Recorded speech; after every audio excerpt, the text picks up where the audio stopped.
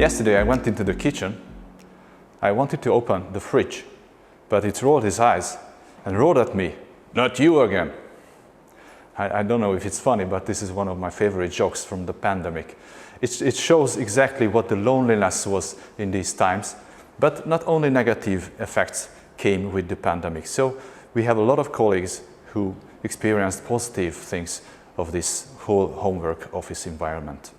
My name is Lesku, Head of Business Development at SOCWISE, but I am also an OT security consultant. Today I'm going to talk about the home office environment, especially for the security operations people. We will take a look into the data, what we experienced, and we will show a way out, what we learned and what we can take away from this situation. Let's look at the data at first. What did we experience in 2019, so before the pandemic, and what do we experience now from these aspects? First of all, the remote work. So in 2019, 78% worked in the office, which showed that even at that time, 22% were able to work from remote. Today, 58%, so the majority works from remote, but still there is more than 40% capacity which can be freed up to be able to work from remote, which is, I think, a good potential for this business, for this line of business as well. For dwell time, so this is an aspect from the attacker perspective, so how did the things get worse? The dwell time has still risen. Just, for example, 5-6 years ago, it was lower than 200 days, so it did not need 200 days for our people to recognize a breach. But these days, for the entire world, based on the IBM cost of a data breach study, it shows that we need 287 days to recognize an attack, which is terrible. The breach costs did not rise that much, but the effectiveness is dramatically went down. 71% cannot be considered as a very good data, very good value, but 44% is terrible. I can tell that. Well, I will show you what are the reasons behind. But the attacks were blooming in this period. So it's just an example that the number of ransomware attacks per day before were lower than 200 million, and it's just doubled in this a bit longer than a year period. What were the first issues we faced in the pandemic? The first, for us at least, were the compliance. What are the regulations in place to meet the expectations? For example, we have quality standards like ISO, certifications, the NATO clearance. There are supplier standards for for example, IATF or TISAX. So we needed to take those into consideration. We have experienced at first that we need to provide a secure remote access for the workers, for the employees, not just in the cybersecurity era, but also in the normal way of work or the normal part of life as well. So we had to spend on company assets for privileged access, for VPN usage, for multi-factor authentication and others, but it was a positive effect or side effect of the pandemic that a lot of our customers have stepped forward during this period because they realized that they do not have a safe, secure access from home. Also, we had effects on the business, and on the SLAs and the availability. For example, if you imagine a home working environment, you cannot compare it to the office, where in home environment you have an internet access which has a much lower availability than the one in the office. Of course, you have just one electricity source, no UPS, definitely no high availability. So if anything has a failure, it might take days until it will be repaired. And also the communication between the teams and within the teams went down. So these were the first things that we faced. But we had softer effects on us. For example, the customers. We have different customers, and if there is an effect on our customers, it will affect our business and our security operations definitely. For example, the risks went up. That's quite obvious if we saw the attacker statistics. But they also had a lower effectivity as our teams, not just as persons, Being alone is not the best way to perform, but also as a team. We had issues with the SOC teamwork as well. They were used to sit in the same room to be able to seamlessly communicate with each other. But these days it's just not possible, so we needed to find a way out.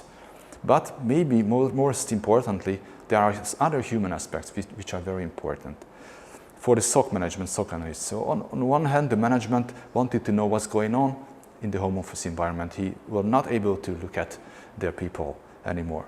So we needed to find a way to somehow track the activities. But on the other hand, there were bad feelings rising in many of us.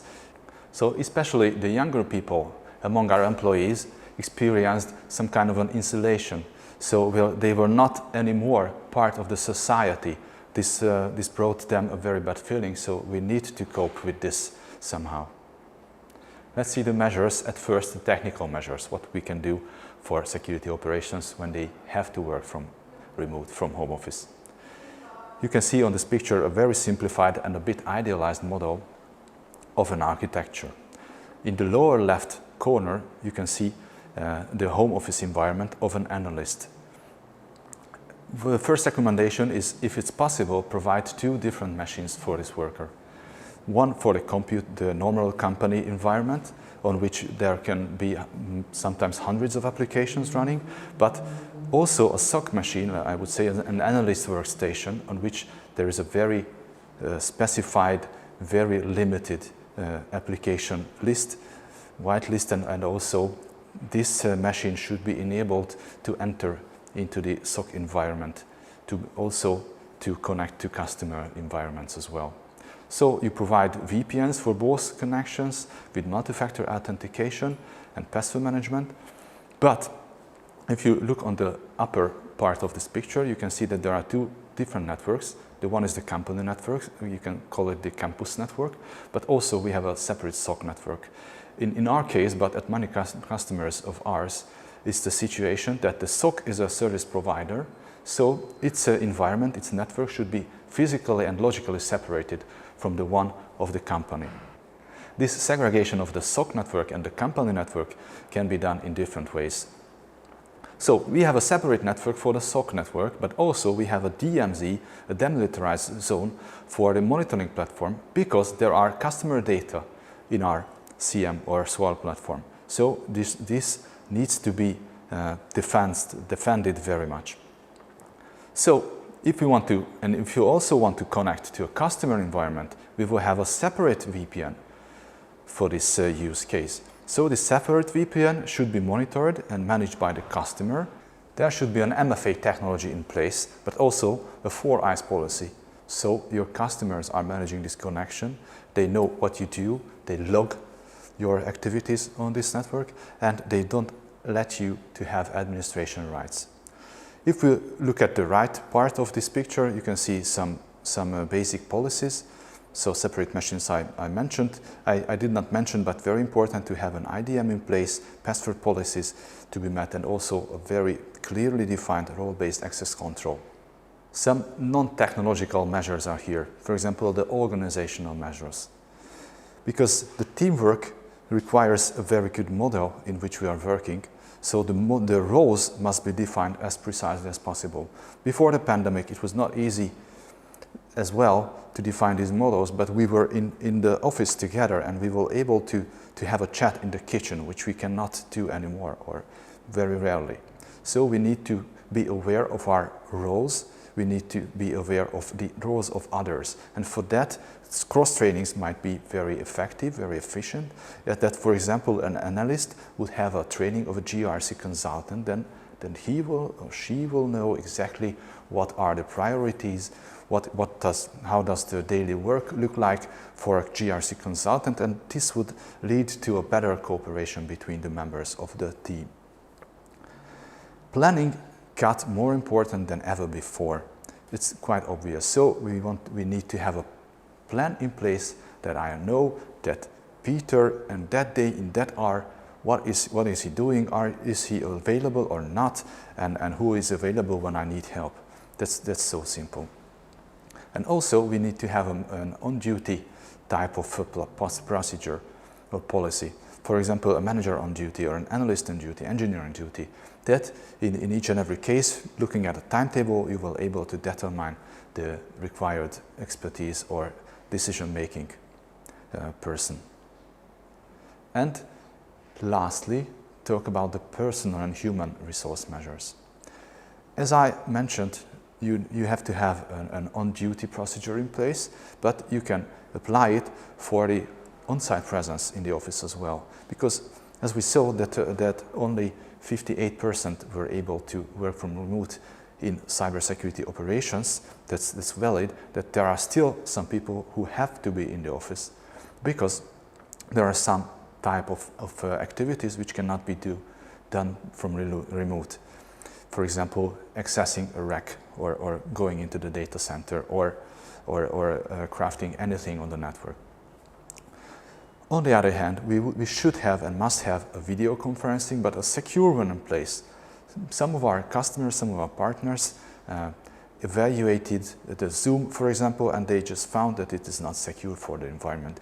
Every organization needs to decide it themselves, what is safe and what is not safe. And for example, in the case of Teams, you can define very precisely for example, the security options. There are a lot of features for preventing data to be lost and also to provide a secure environment.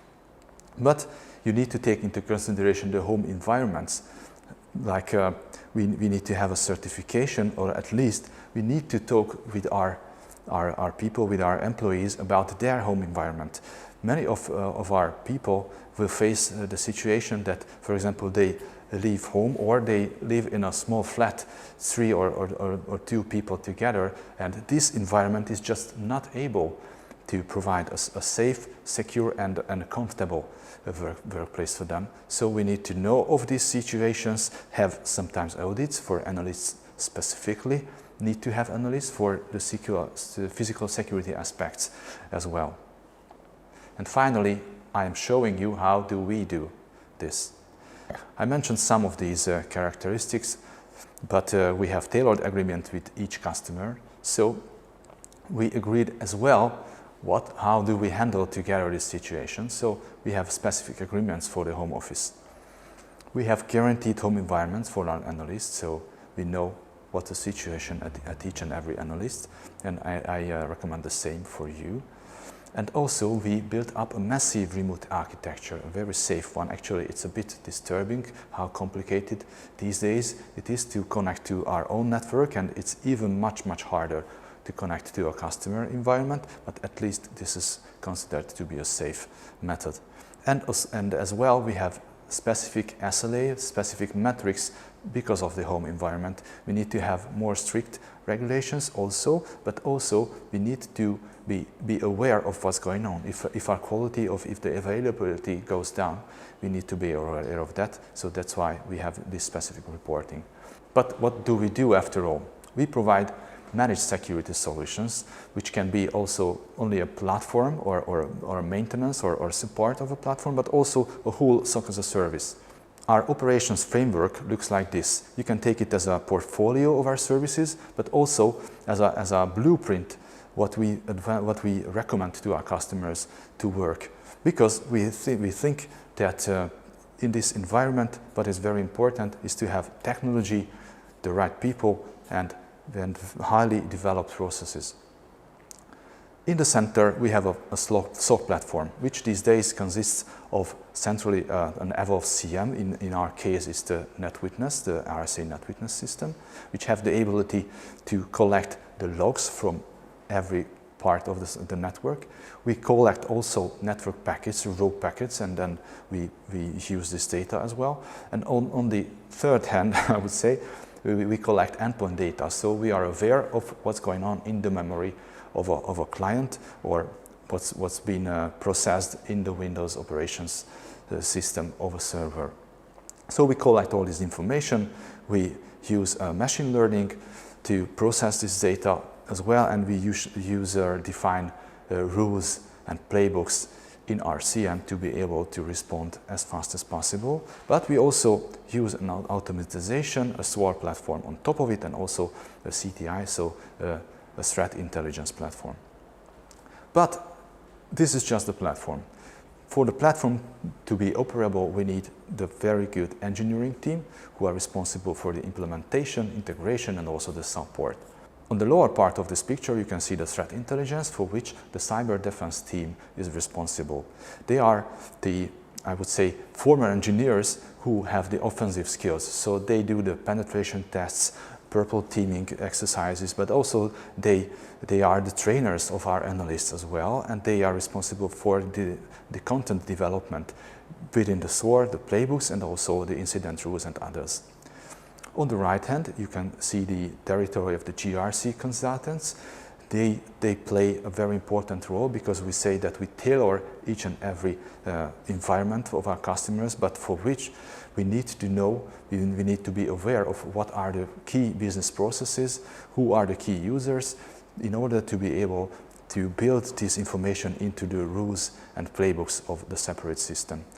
So if you look at the blueprint, everything is operable, but someone needs to take care of the incidents and events and the dashboards and the trends. Those are the SOC team members who are measured very strictly with SLA metrics. They provide the detection and response, eyes on the glass all day, and also they are able to provide forensic investigations and other response type of activities. Take a look at this picture. You can see that there is a platform in place. You need people, process, and technology, and each and every role in this blueprint is very important. If anything of this fails, and your defense will not be developed enough. Just to sum up what I said today, we had terrible issues. We had very, very bad times for our operators, for our analysts, and for us, everyone, but also we were able to cope with these challenges. There were technical and human aspects of this. But we have solutions for this. We are able to provide a remote access environment in a safe circumstances. We can provide a good working environment and a good feeling if we take into consideration the human as the center of our interest. So as the result, we can have a growing team, we can have more customers as the case with us in this situation, and we can provide a less stressy, a more comfortable environment for all the team, which is the most important for us because we are spending with work the majority of our lifetime. I collected the links for you which are the sources of which I prepared this presentation, so you can read this. These are very useful sources, I think. So thank you for listening. I hope you enjoyed this presentation, and I'm looking forward to your questions. I'm ready to answer everything you can raise. So see you in the Q&A session.